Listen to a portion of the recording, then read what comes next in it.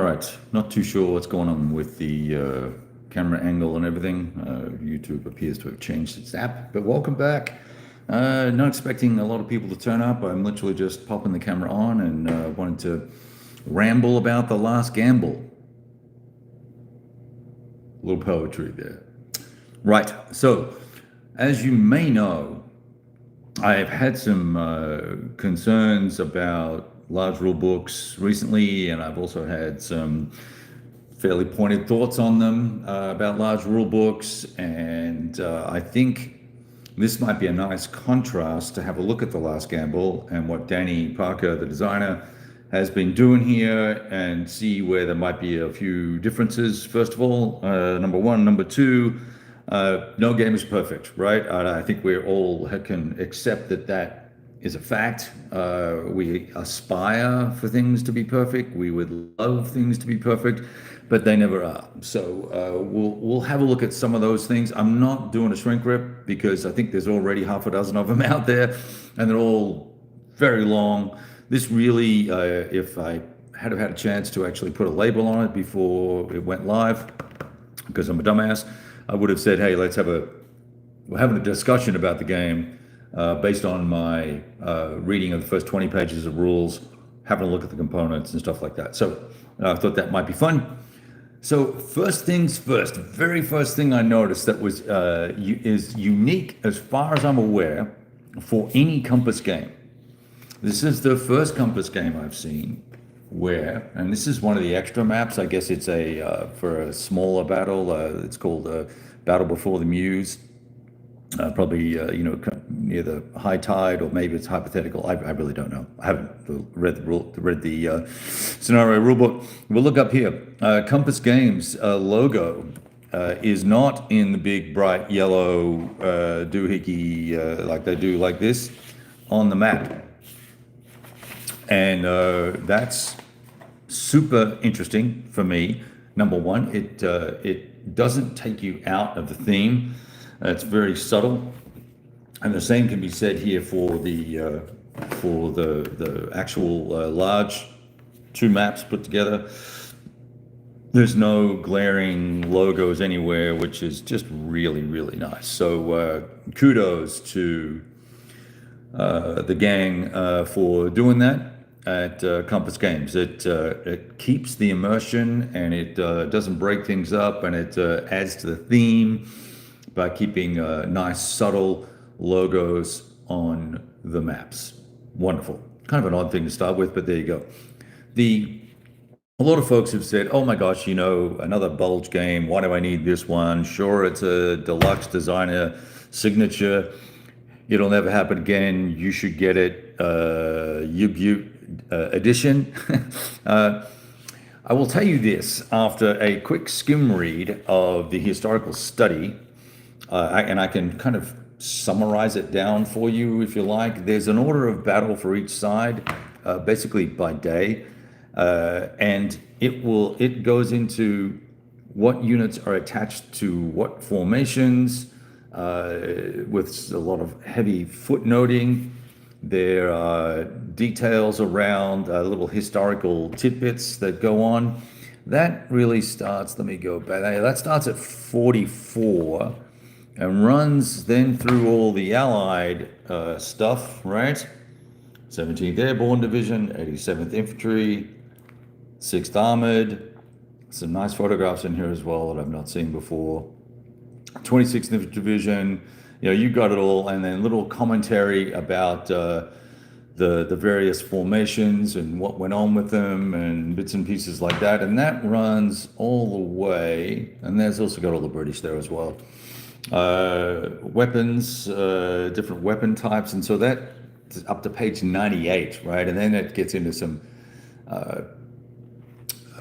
really detail, a lot of detail around the different what's the word I'm looking for? Weapon types. That's all I'm trying to say here in the game, right? So it goes and talks about proficiency and combat effectiveness and all the rest of it. So the first 44 pages, there's a big reference section, 10 or 11 pages long. So all the references that Danny looked at and used, very nice.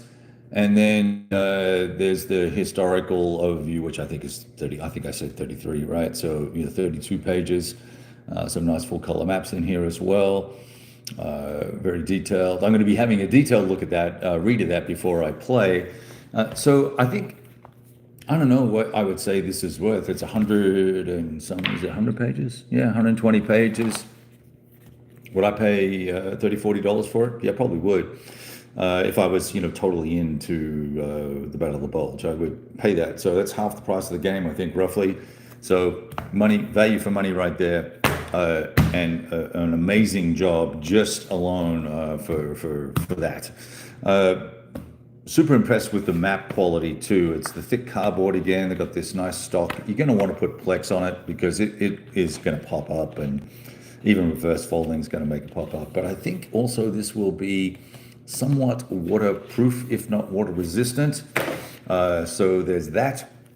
And a lot of people have commented also about the weight of the game. Where does the weight come from?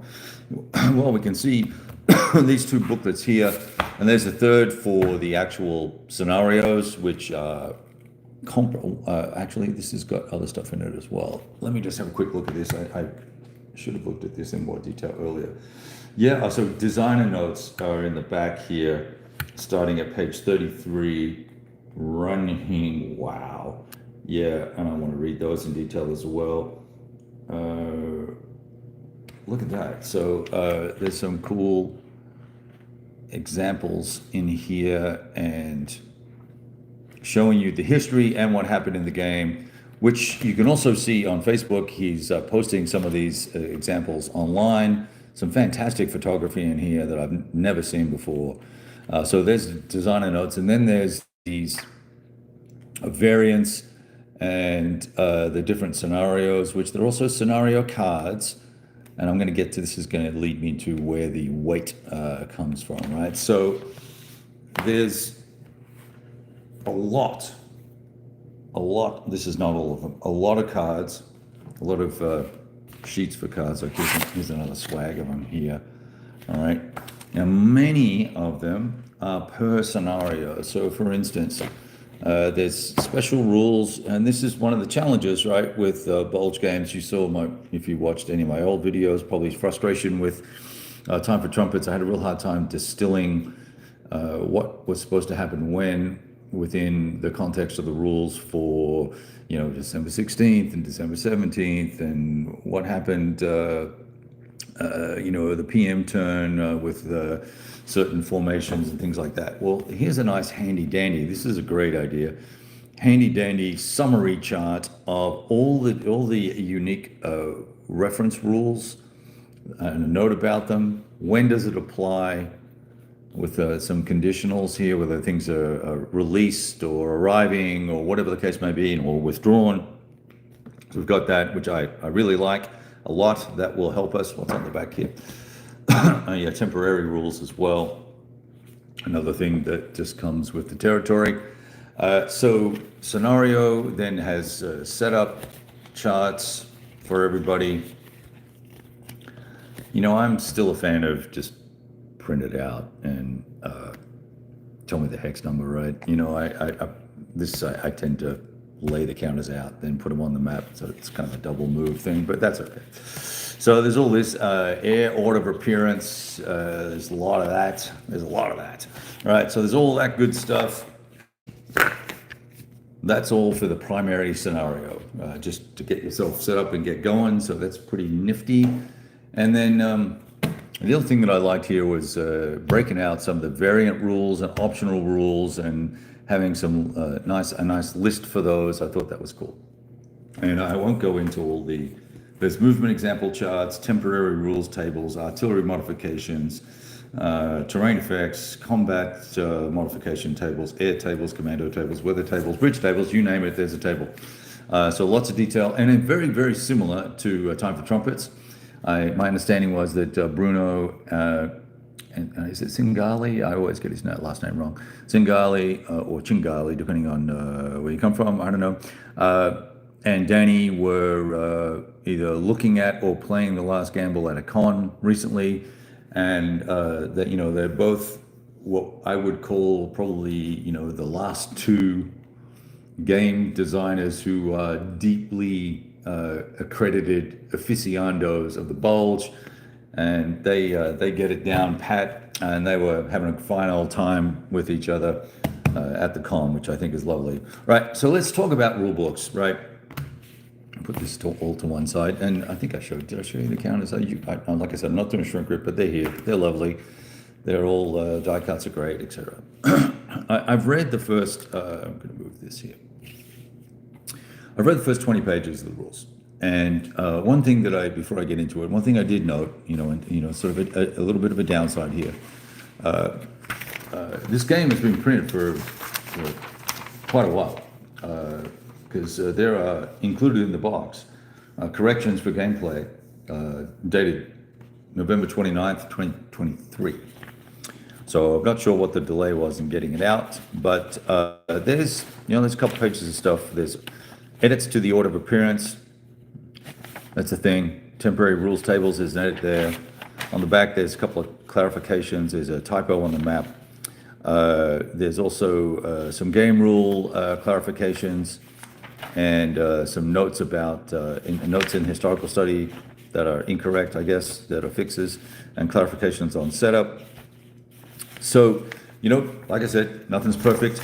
It's disappointing to see that, but it is what it is, particularly with a game of this level of detail in the battle per se, right? As opposed to it being a complex game. Because I don't feel like this is a super complex game. And before I shoot my mouth off saying that, let me see what the back of the box is in terms of complexity. It punches it out at, somewhere between 7 and 9 out of 10. Well, everything I've read so far doesn't say that. I think it'll be more the gameplay that's going to cause you trouble. All right, so look, let's talk about the rule book here. It's full, right? 75 pages sounds like a lot of rules, and I started flicking through it, and I was like, oh man, really? Do we need 75-page rule book for the bulge? Apparently, we don't, because there's not that many pages. So these, for some reason, I guess we would just photocopy these. There's an Allied pre-planned air worksheet, and I don't even know what that is. German headquarters worksheet, if you want to use it, I guess. An attack log, I guess that's if you're like super anal or something. Abbreviations chart, replacement worksheet, game aid tables. There's some more stuff in here that's useful. All of this back here are, I'm trying to find it. Where is it stuck? Back here somewhere. Optional rules. So from page 52 through, including the charts, page 74, 75, optional rules and bits and pieces. So that tags us in at around 51 pages of rules. Still pretty substantial. Nice spacing, I'll give it that. I hate this binding. I guess it's cheap or cheaper to do. I was told it may add $4 or $5 a copy to do stapling, or something different. I find that hard to believe, but who knows? So I've read some of the rules, and here's my immediate takeaway. Let me get down to a section that I can talk a little bit more knowledgeably about. So the movement is involved because there are a number of different movement modes and types depending on the terrain and the weather. The game follows the sequence of play, which is nice. And I'm just trying to find, there's AFAs in here. So some of these definitions and the way the rules are laid out are just really, really crisp. As opposed to some other rule books that I've had the displeasure of reading recently, these rules are crisp, right? So there's a lack of interpretation that you will need to make, and you don't have to read through, Danny's an expert, right? Danny knows the bulge, and he knows it cold. Danny put all the verbiage he wanted and all the plethora of words and observations and thoughts and historical notes into a separate booklet, and didn't bore the crap out of me in here, which I sincerely appreciate. Supply phase, very easy to read. Motorized units have got 5 off-road hexes that they can cross, and then they need to get to a road, and there's certain types of roads that will be acceptable, tracks are not acceptable, and then they have to have a clear path back to a supply source. Very straightforward. Non-motorized units have something similar but slightly different.